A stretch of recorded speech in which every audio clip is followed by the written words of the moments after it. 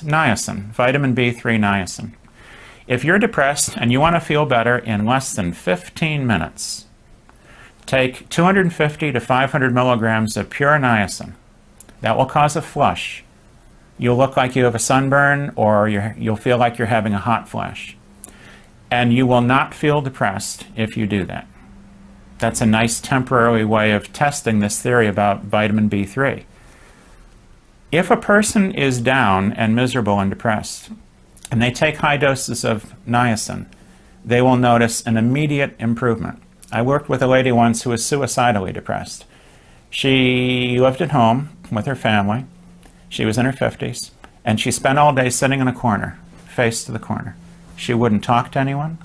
She wouldn't eat with anyone. She was totally uncommunicative. She was under the care of a psychiatrist, of course, as she should be, and the psychiatrist had her on a variety of medications, which you would expect.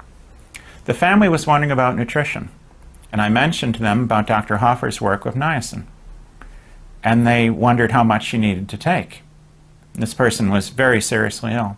And I mentioned that Dr. Hoffer normally gave about 3,000 milligrams a day of niacin, but some people need a lot more, especially very sick people, and they should give her as much as it takes to make her better. Well, they figured they could do that. So at 11,500 milligrams of niacin a day, she was sitting at the table and talking to them like nothing had happened. Now, if you or I took 11,500 milligrams of niacin, we would be glowing, beet red. We would have such an intense niacin flush, and probably we would have other symptoms too, itching, maybe even nausea.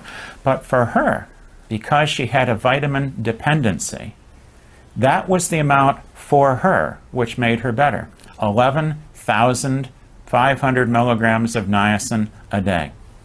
So they went to the psychiatrist, showed the psychiatrist this recovered person, and the psychiatrist said, well, I don't think you should take all that niacin. It might be harmful.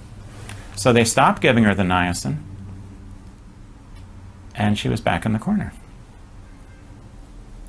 Safety with niacin? There's not one death from niacin per year, on average. There have been 1 or 2 attributed over the last 15 or 20 years. But there's not even 1 death per year from niacin. And how many people that are suicidally depressed actually go and end their lives? Vitamin C in high doses actually helps you make certain chemicals which improve your mood. And the other thing is eat lots of foods that contain tryptophan. Cashews, dark meat of chicken and turkey, nuts in general are high in tryptophan. And that tends to improve mood tremendously. If you look at cashews, they have so much tryptophan in them that 2 handfuls of cashews give you the therapeutic equivalent of a prescription dose of Prozac. There's a lot of tryptophan in cashew nuts.